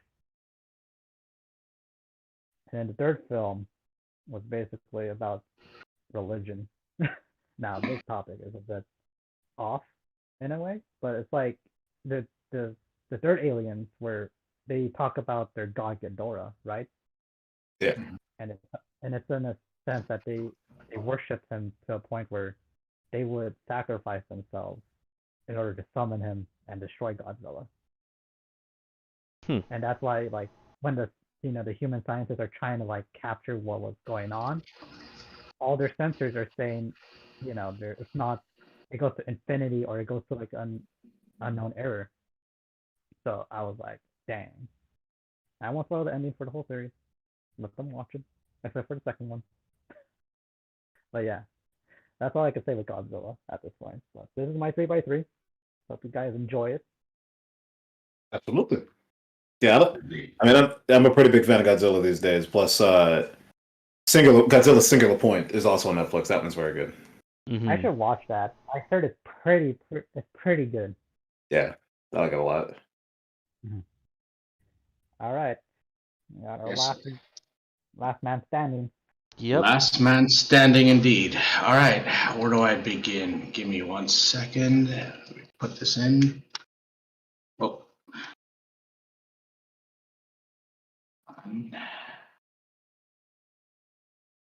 Trying to find my. Where did it save? Oh no. I hope it's not in the. Okay. You got it? There you go. Got it. All right. All right. Okay. So here is my 3x3. Thing is, Oh, you know, yeah. like Oh yeah, proper how center. to, how to describe it? Like it in my lifetime, I've watched a lot of anime. Yet at the same time, I feel like I don't watch enough. You know. But digging through like everything that I've experienced, these are my picks. All right. So starting from like the top left, we got Gintama. Where do I begin with this one? This is like. How do I put this? Reddit me, humor before it's- Reddit? Yes, something like that. Or rather, it's one of those anime series that like it tries not to take itself seriously, but at the same time, that's what makes it so awesome. Like to put it plainly, it's kind of like an anime version of the Animaniacs.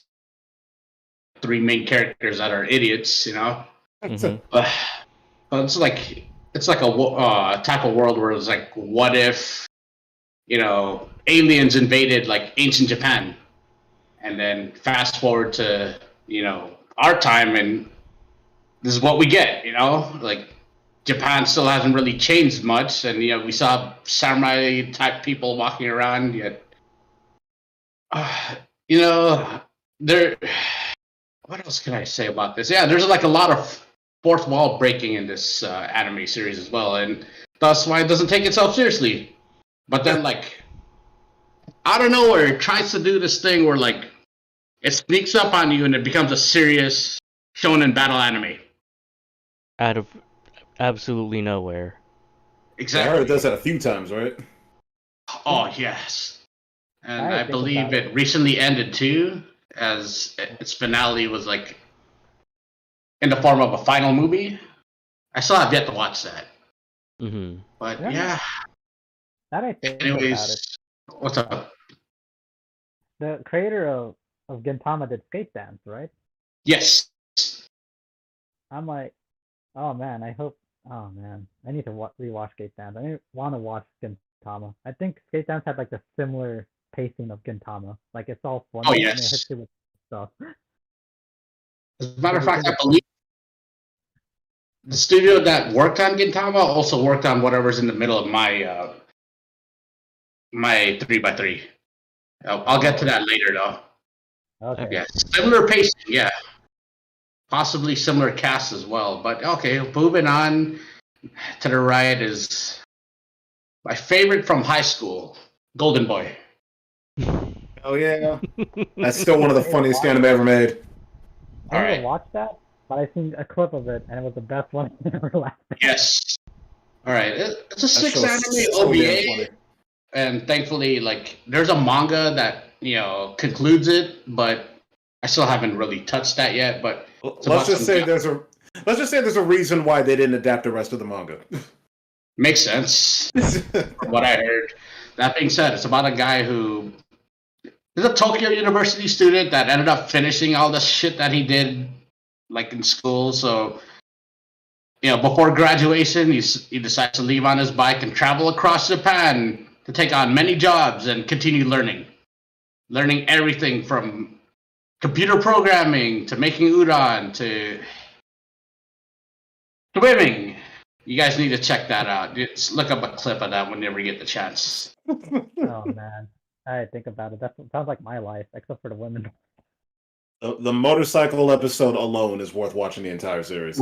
Yes, definitely. You guys give that a shot. Anyways, moving on to the top right corner is Cromartie High. I mean, like, I have a lot of like high school related anime titles that I could have chosen, but I chose this because it's about like a high school full of delinquents, that are just plain idiots. Yet that's what makes it entertaining because that's all we're watching. They even have a fucking robot in there, and some Freddie Mercury lookalike. How the hell he ended up in that class? I saw a clip of this, and I was like, Jesus Christ! Like, I think the main character is the smartest one. Yes, he He just is. plays them for a fiddle. I mean, kind of hard to admit, but like the series is also kind of relatable as well. That's why I chose it. So, like, Oh no. the whole cast kind of reminds me of me and my friends. But it's another show worth checking out. All right, and then moving on, bottom left, middle, Goblin Slayer, and bottom right, middle, Konosuba. Oh, Matt already touched upon like how these two are quite similar and how you could compare them to a game of D&D.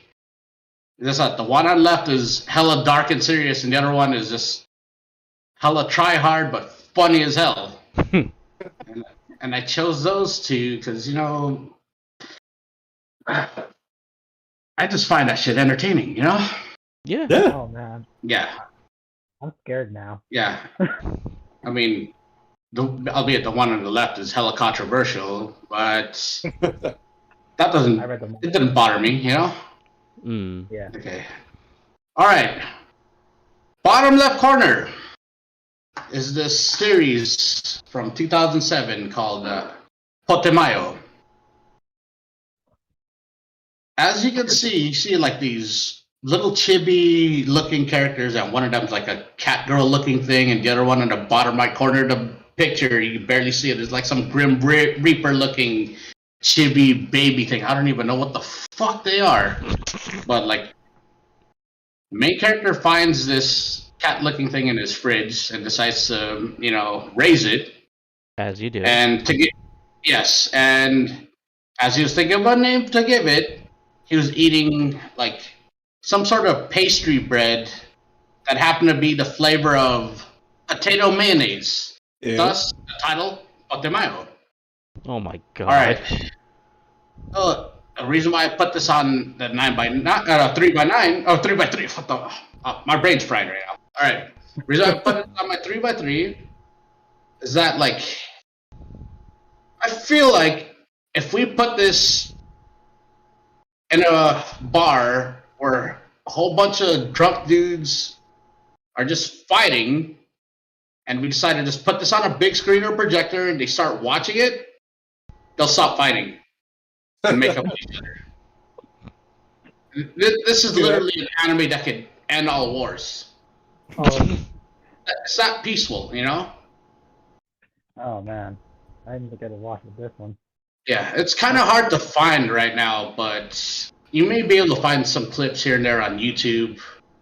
I remember, I think Bandai had it streaming on one of their channels, but I have no idea how to get a hold of it anymore.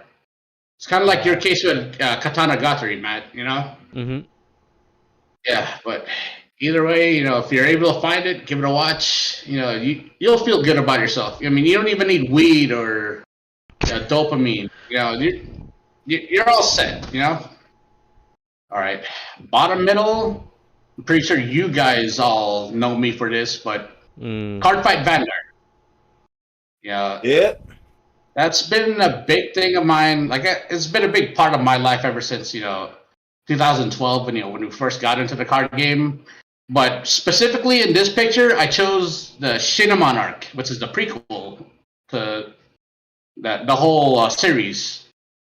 And it's just like typical card game anime about like people playing the card game and shit, but it touches upon the topics of grief and loss and how people deal with it. And when this specific arc came out, I felt a lot closer to all my friends that played this card game.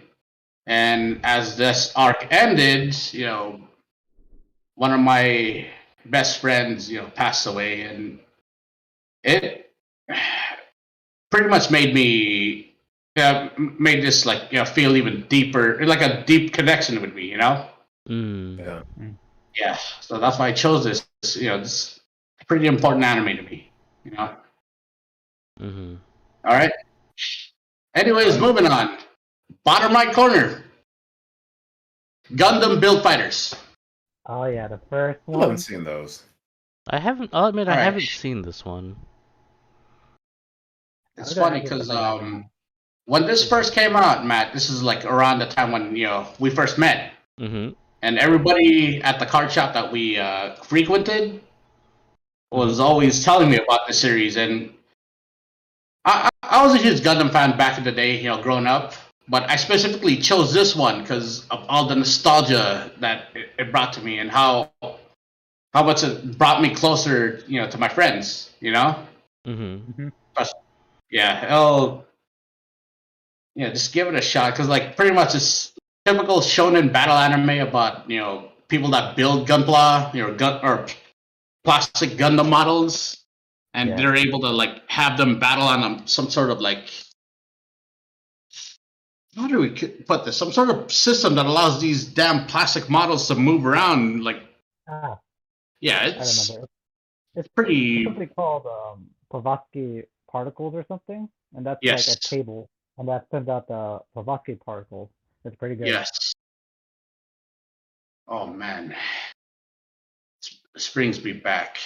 Yeah.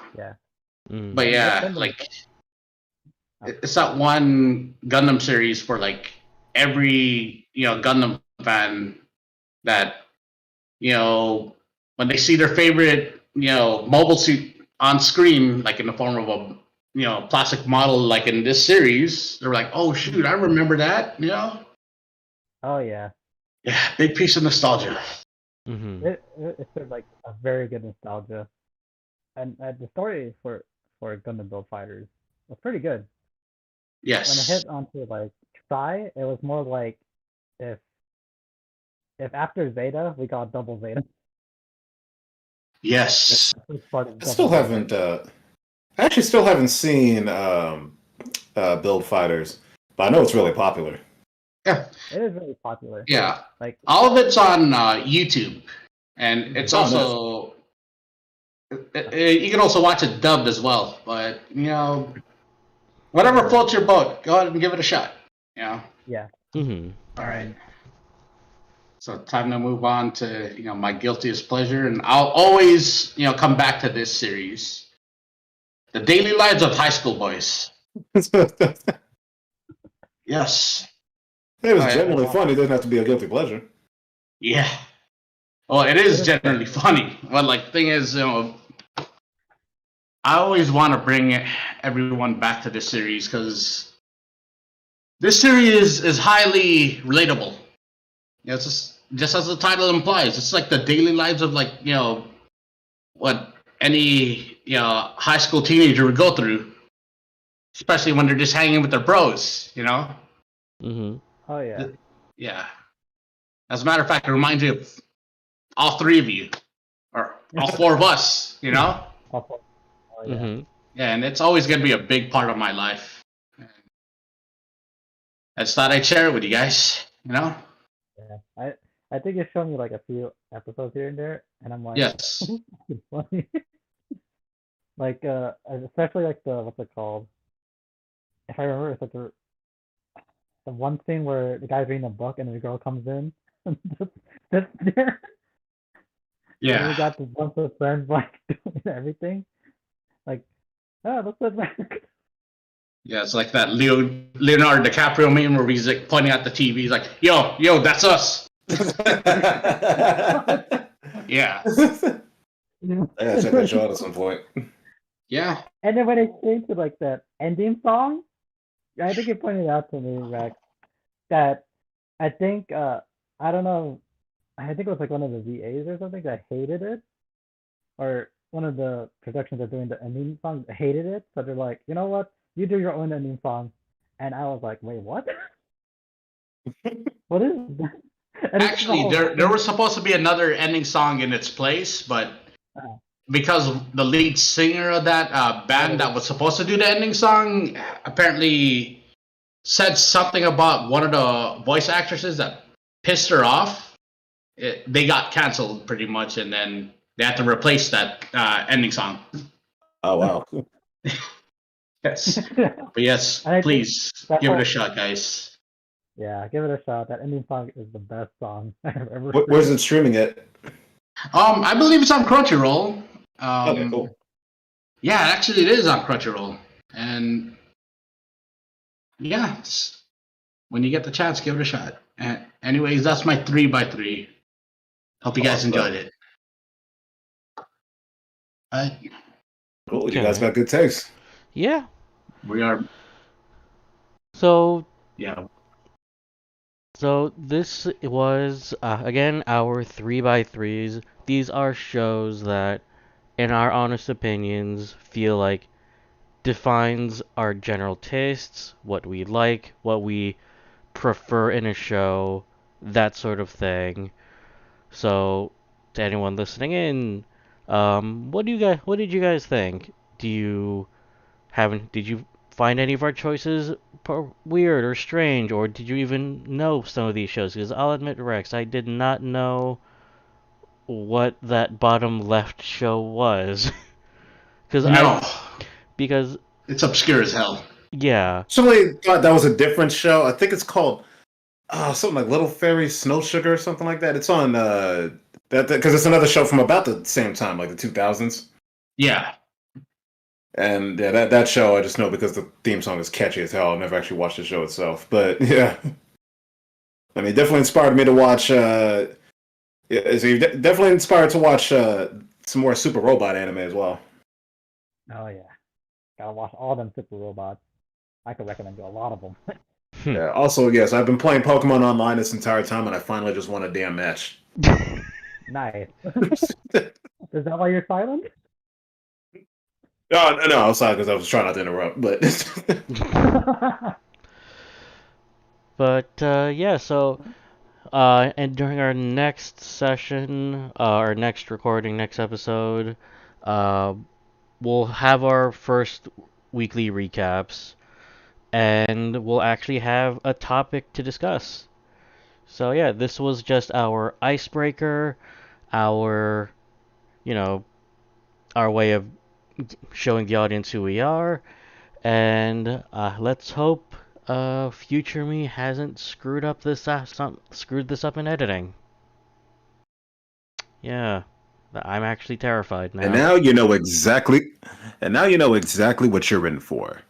Oh Yep, now you boy. know. And knowing is half the battle. My Uh, little pony. all right. So, G.I. Joe, more than uh, meets the eye. what? Wait, what? Anyway, Hold up. Hold up. All right. So